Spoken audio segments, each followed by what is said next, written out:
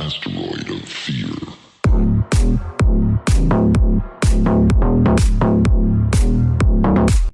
Way better, um, which would probably explain why I never had the desire to be married. But if you've listened to any of my past episodes and you know how I grew up in a very religious town and how I felt about that, how I felt there was a lot of hypocrisy that people thought just because they showed up on Sunday morning that negated every way they were an asshole throughout the week.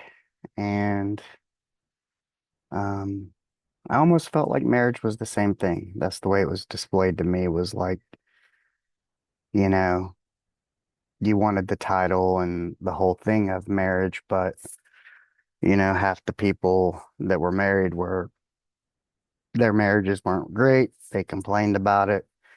Probably they were cheating on their wives or vice versa. Um, and so in the same way I associated, going to church doesn't make you Christian. Being married, doesn't make you faithful or a one woman, one man type of person, I guess you could say. And so for me, whether it be you want to call it tradition, institution, um, whatever it is, I just never subscribed to that. Never wanted any part of it. However, ah, for whatever reason, I said yes. Now,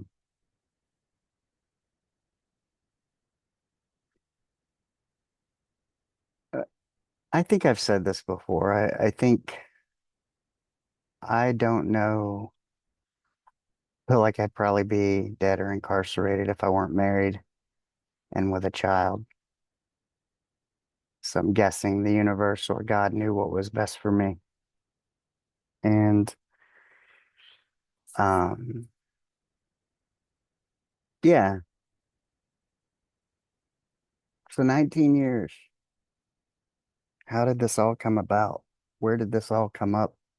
Why was this the focus? Well, at this 21st birthday party, I mean, there's a lot of couples. We have both sides of the families, all kinds of stuff. But kind of the gist of it was initially, we're at the party and we're eating, and uh, my sister-in-law cut my wife's hair. My wife had a hair appointment, and I was telling the story of how, I didn't mention my wife's hair. Like, so we got in on Thursday, and my wife had a hair appointment at 4. And I thought she was going to do like her hair appointment and then come back here to her parents' house and eat dinner with us and all this. But she ended up like going by HEB and taking stuff over to the house where the party was going to be and setting up some the night before because the next day was going to be, we were already cutting it close into the wire. It's this way every year. And most of it is because my wife has to set it all up herself. Um, other than maybe like her brother or, myself and a few others. Nobody else really participates in the setup of these parties. And if they do, it's very minimal, which has always been like a point of contention and frustration with my wife and I. Because, she does it for her daughter out of the love of her daughter.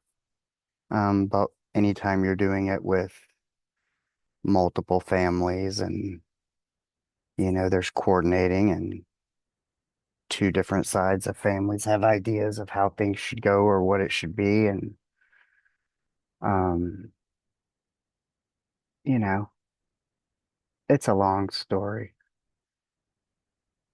and I couldn't go all into it now, nor would I want to, but you know, essentially, my wife is the one who shoulders pretty much all the concern when it comes to making sure her daughter has a birthday party worth remembering, you know. And I love her for that. But it's also makes it very difficult for me a lot of times because we argue and fight over that. Um, and some of it is, I always say it's like I'm not frustrated with her. I'm just frustrated that she tolerates it. What you permit, you promote. I always tell her, like, but this one's 21. This is it. No more birthday parties. We're not, mm-mm, no, they end here. Yeah,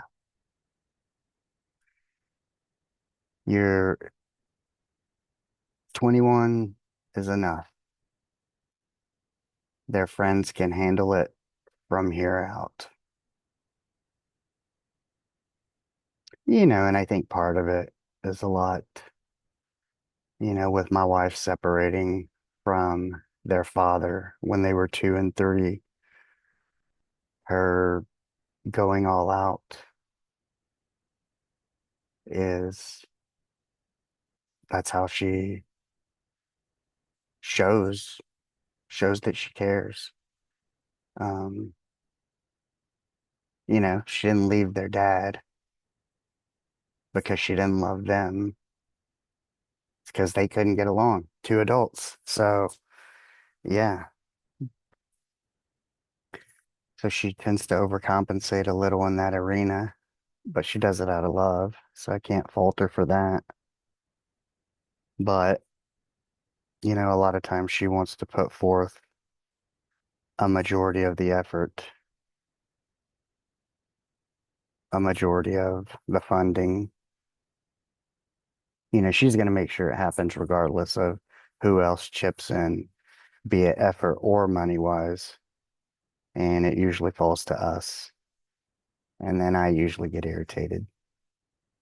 Um, but yeah, we're having this conversation and we'll get back to the hair. And I was like, I didn't mention her hair, um, because I love her unconditionally, regardless of her hair.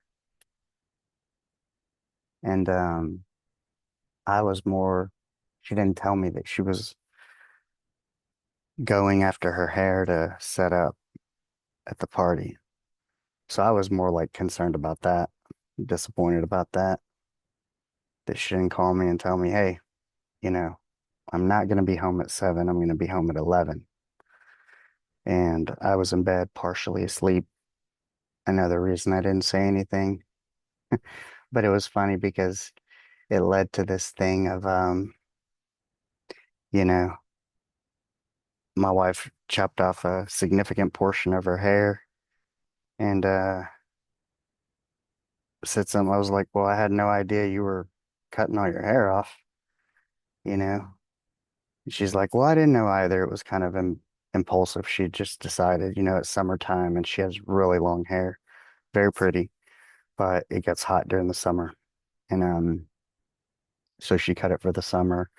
And she would always know I would tell her, of course, I don't want you to cut your hair. I like it. I love it long. It's beautiful.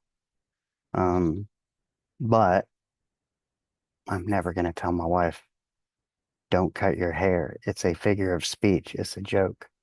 But, you know, some of the women at the table almost take it too literal. And of course, anytime there's alcohol involved, things get blown out of proportion a little bit. I wasn't drinking, so I was of sound state in mind, but it was funny. Um, I just found it interesting. And that's what brought up this whole 19 years because I said, look, you know, I go, I said something, I go, hey, like, no, I prefer her hair long, but I will never tell my wife what to do or not do with her hair. So, chill out. However, we've been together 19 years. So I just told you every year, 19 of these birthday parties that have irritated the shit out of me. Um, if you had any idea what has gone on in our 19 years of being together, yeah. And that's what I said. I go,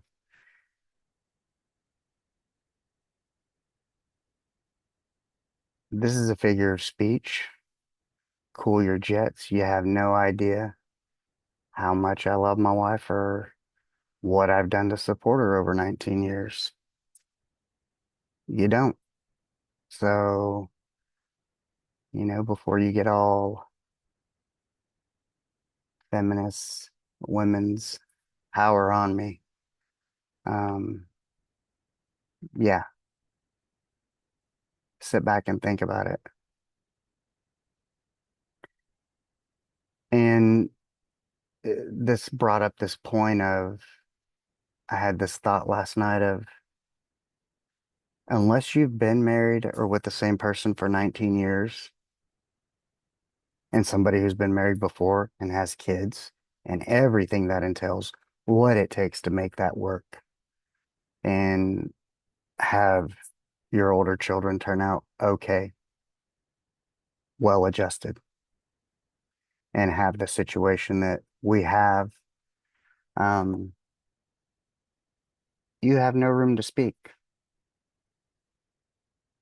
Unless you've been there, unless you've done it, you have no room to talk. You're out of your depth and have no idea what you're talking about. It's funny because even my mother-in-law made the comment of like something about, like telling a woman what she can do with her body. And that kind of goes to this whole like women's rights type of thing, um, pregnancy, abortion, all that. And it just made me think of like we're going a little far here, like making a reference that I prefer my wife's hair long and I'd tell her not to cut it because I love it long, but of course she's free to do what she wants. Is a far stretch from if we. Hey guys, quick break, but this one's important. If you're tired of setting goals that never leave the Notes app, or you're feeling stuck in the same cycle, let's change that. Accountability isn't about pressure, it's about partnership. I offer one on one accountability coaching for those who are ready to show up, not just for their goals, but for themselves, their families, and their purpose. Whether you're working on discipline, building better habits, or simply trying to stay consistent, I got you. No fluff, no judgment, just real conversations and real progress. If that sounds like something you need, hit the link in the show notes and let's connect. All right, back to the episode.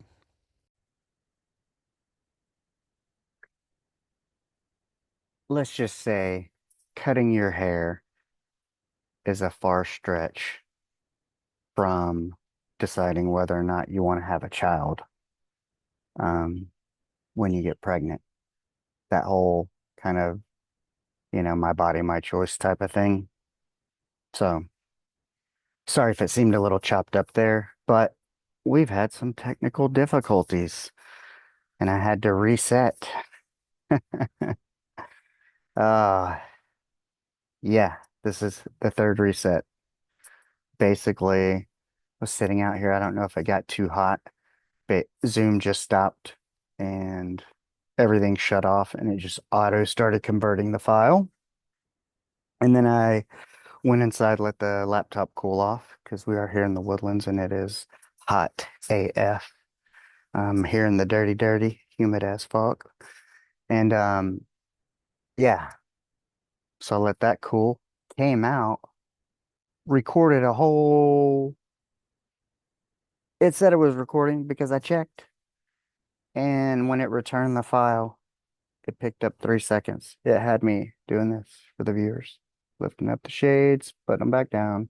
Yeah.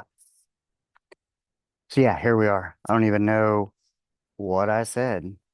This is the third time I'm recording. I'm gonna have to three-peat. There we go. Maybe that'll be the name of this episode. Three-peat. So, anywho, yeah, these are some of the things that came up for me this weekend at this party. Um, and last night as I'm laying in bed thinking about the podcast, I'm like,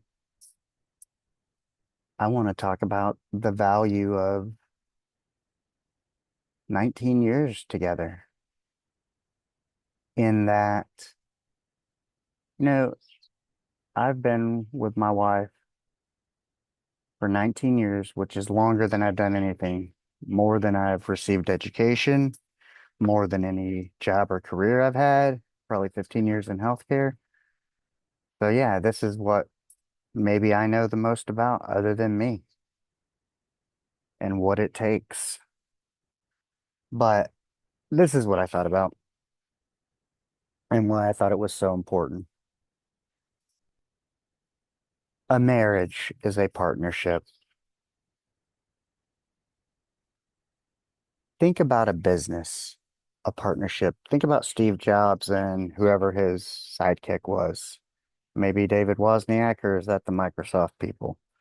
I don't know. I don't care either. Uh, that's for the nerds to care about. Anywho, the point is if you go, this company's been in business for 19 years, they might know a little bit about what they're talking about. Well, it's the same with our marriage. This is our partnership. If you look at a business and go, man, they've weathered the storms, they've weathered the economy, they've weathered COVID, everything, every outside force that is trying to crush you. Yeah, you've beat all that. The same is true with our marriage. And that's, just think about that. Think about the strength you have, the level of problem solving, the level of being able to agree in order to move forward and make forward motion. Yeah, it's tough. And any entrepreneur out there listening or somebody who has a business partner will tell you it's difficult not to throw in the towel sometimes. Because I mean, you grow. I'm not the same person I was 19 years ago. You're not the same person. So imagine growing individually and trying to keep it together. Very difficult. And, that doesn't include kids, jobs, and every other little thing that wants to come between you. But yeah, it's interesting. Things that used to annoy me in the beginning kind of fade away. I remember hearing Leif Babin on Jocko Willink one time say, like, well, or maybe no, it was on Theo Von. He's like, if your wife annoys you, then that's your problem. You need to figure out why. Why does it annoy you? What about it annoys you? If she's annoying you. And I remember thinking about that one time, taking that to heart, like that extreme ownership. And yeah, you definitely don't stay married by being the same. And love is a decision. It's not a feeling because feelings fade, that look across the bar and all that. Or, when my wife met me, I was, you know, had, wow, was working at a gym, was 150 pounds. Over 19 years, I somehow blew up to 213, but I'm back down to the 150s now. And, that's a decision for her to stay with me, be with me, tolerate me, love me. Um, when I went from fit to fat and back to fit, you know, some people are shallow. They say they love somebody, but the moment they don't fit the bill or look the part, they're going to the next best thing. Because, there's always these periods. There's periods where, you know, my wife once lost a bunch of weight and I was still overweight and, she's going to get more male attention after losing weight and I have to be comfortable with that. And she has to be comfortable with that enough to be like, no, I still love my husband and want to be with him. And the same is true on the other side of me deciding to love her. Maybe if I'm at my best and she's not. So yeah, it's very difficult. Definitely is a choice.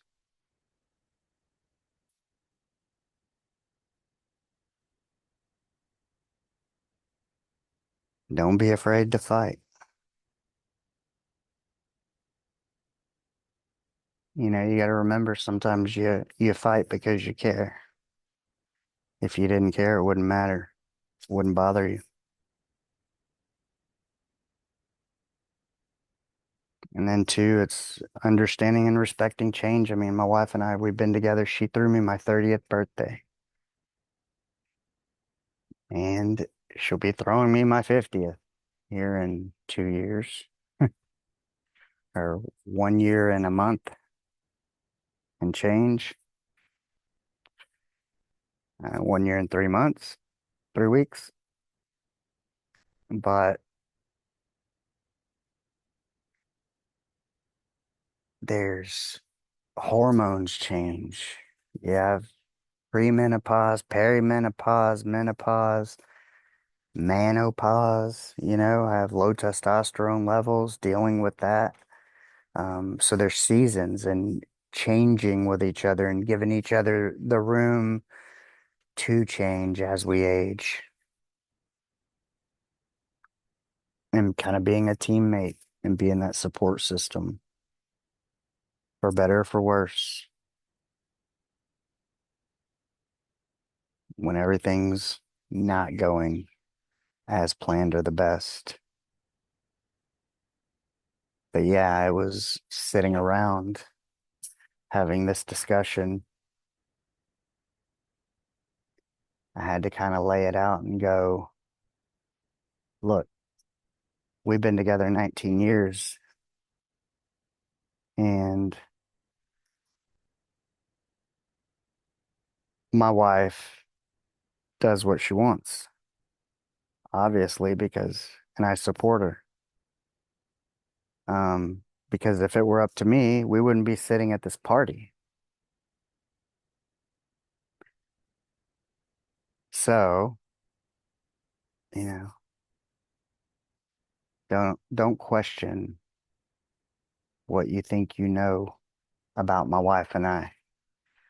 If you knew everything that had happened in the 19 years of our marriage and some of the things we've gone through and had to forgive to each other to move on and stay together, your jaw would probably drop and it would probably break most of you listening. And you and your significant other may not have made it through. and may not have made the choice to push through and stay together.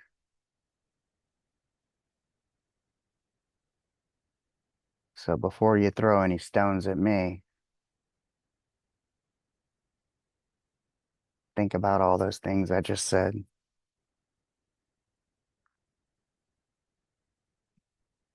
And when you yourself have 19 years under your belt and have gone through everything that my wife and I have gone through, then you can accurately weigh in on how much I support my wife, how much I love her, and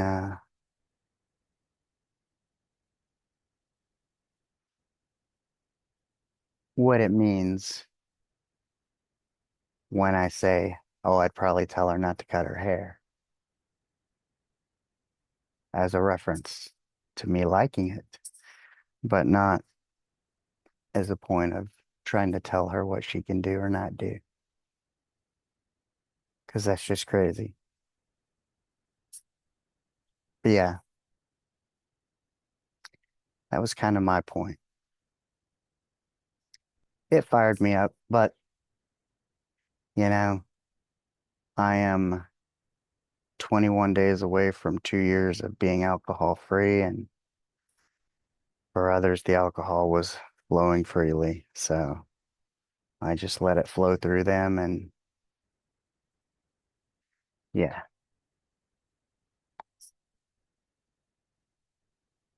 not gonna argue with drunk people.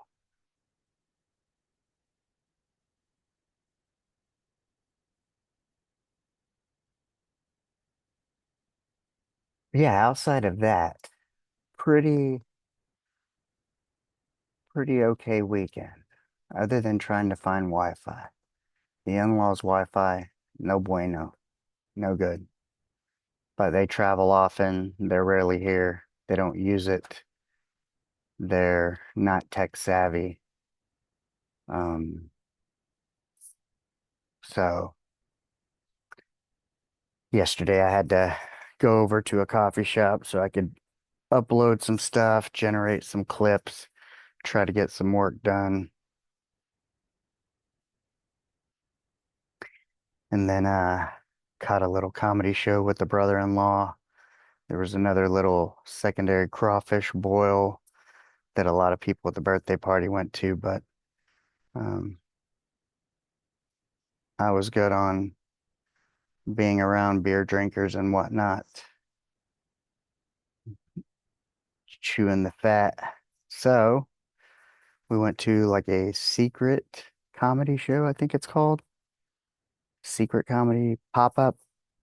But yeah, you like buy the ticket, then they reveal the location. And it was a pretty cool little hole in the wall, like blues bar type of thing.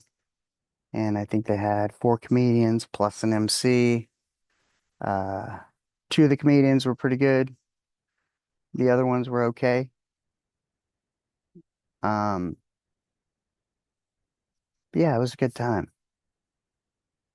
It's fun to do something a little different, hang out with the brother-in-law, hang out in a different town, different place, meet new people, see new things, dream up of new ideas and concepts of, adding things to my list of what do I like, what do I not like, how do I like to spend my time, what do I want more of, what do I want less of. I'm definitely more laughs in finding places like that, which I think now that it's summertime, now that my daughter doesn't actually have school on Tuesdays, I might start trying to attend some open mic on Monday nights, I think. May even get up and give the mic a spin, take it for a spin, tell a joke or two. We'll see.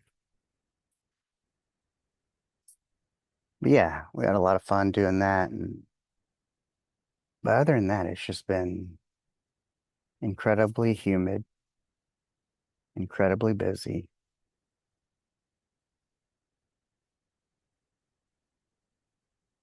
And I'm looking forward to kind of getting back home and getting on schedule with podcasts with guests, getting back onto where I'm interviewing daily or guesting daily, one or the other. There was a point where some days I was recording twice a day. I think the most I ever did was 2 host spots and 1 guest spot in a day. Um, but yeah, I want to get back into that routine, get back on track. Yeah, taking it was a great thing to do for experience, the opportunity, but certainly deciding to take on Buck and pausing my interview thing did cause quite the interruption and is proving to be challenging of getting back into the swing of things and back building momentum. Because there's just been so many things between school and parties and going out of town and yeah, yeah. But anywho, I hope you guys had a great weekend and I hope you guys have a great week. And I look forward to getting back into the swing of things and picking up momentum as we kind of kick off with the first week of summer officially. So, while you're out there this week, remember to go out and be the person that you would want to meet. And let's hope that this picks up more than 3 seconds and that the 3-peat doesn't turn into a 4-peat. Peace, y'all. Let go.